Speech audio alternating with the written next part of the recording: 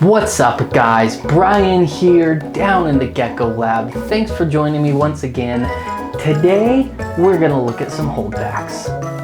Now today's video is all about one thing, Axanthic males. I've got a huge number of Axanthics that I'm holding back to boost our breeding population in 2021, and today I'm going to show you 3 of the males that I'm keeping to get our numbers up so I can produce more of these guys, as I just can't get enough of them. So first up I have this guy. None of these guys have names yet. If you have any name ideas, leave them down below. Maybe I'll pick one. Who knows? Doesn't hurt though. Give me some ideas. I always need ideas for new names. But this guy, one of my favorites. He's one of the more unique looking Axanthics. He's got that dashing pinstripe down his back.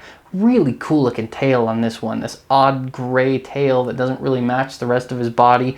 Really uniquely cool looking. This guy's getting pretty big now. He's gonna have no problem breeding this coming spring. Absolutely gorgeous. I love this guy. He's one of my favorites. I cannot wait to pair him up. Now this guy I think is just gonna get paired to a couple female het Axanthics. Probably 2 pinstripes and then 2, we'll see how the numbers fall. I'm not entirely sure yet. I haven't set the breeding plans for next year in stone, but that's what I'm thinking for this guy. He's our first one to show off today. Now the second one I've got to show you is going to come as no surprise to those of you that have followed my channel or followed me on Instagram or Facebook. This boy is my absolute favorite Axanthic that I've hatched. Now, he's got an interesting little story to him.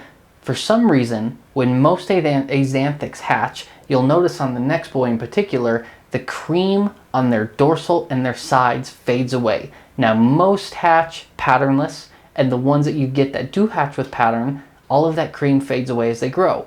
This boy, for some reason that I have no idea why, is the only one we've hatched who kept the cream on his dorsal. And as you can see, the key with these guys, come here. The more white, the better. The contrast on these is outrageous. I am so happy this one turned male so I can breed him to a good selection of females, try and produce more like him because I absolutely love this guy. He is my favorite Axanthic. Don't tell the others, but he is.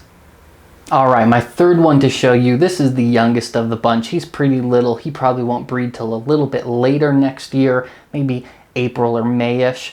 But this guy's a good example to show you what I was talking about on the last one. You can see the white pinstripes on this guy, but when he hatched, his entire dorsal was completely cream. A pure white dorsal, and everything but the tips of those pins fades out as he grows. Now that's really common. That happens with most of the Axanthics we hatch that have any sort of cream color to them. I'm not really sure why. Something about the Axanthic gene mixed with the Harlequin gene that causes that cream pattern. That's just the result you get when you mix those 2 genes. As for the last boy, I don't know what's going on with him, that he's got a different visual appearance. Hopefully we can figure that out in the next coming couple breeding seasons and get more like that going as well. But I also love these Axanthic pinstripes. This guy is also going to be a key breeder in our projects next year. Super excited. Axanthics also, obviously, jumpy.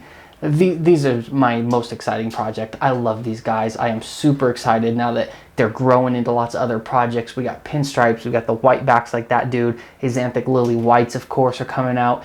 And, of course, we got Axanthic super Dalmatians. That project's in the works as well.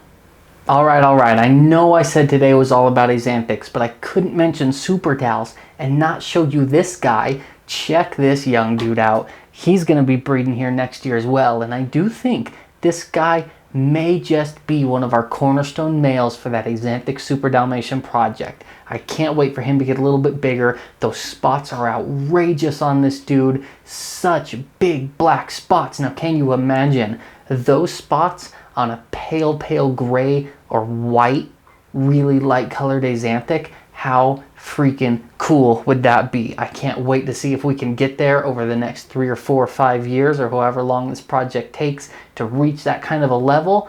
It's a waiting game, it's a long game, but I'm down to play it. This guy is gonna play a role in that as well.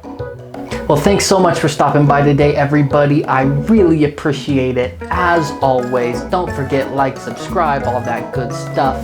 I am Brian, Altitude Exotics. That's /AE Geckos on Facebook and Instagram. Follow us there for all the updates on these projects and everything else we've got going on. I appreciate it. Thank you. Have a good day. We'll see you soon.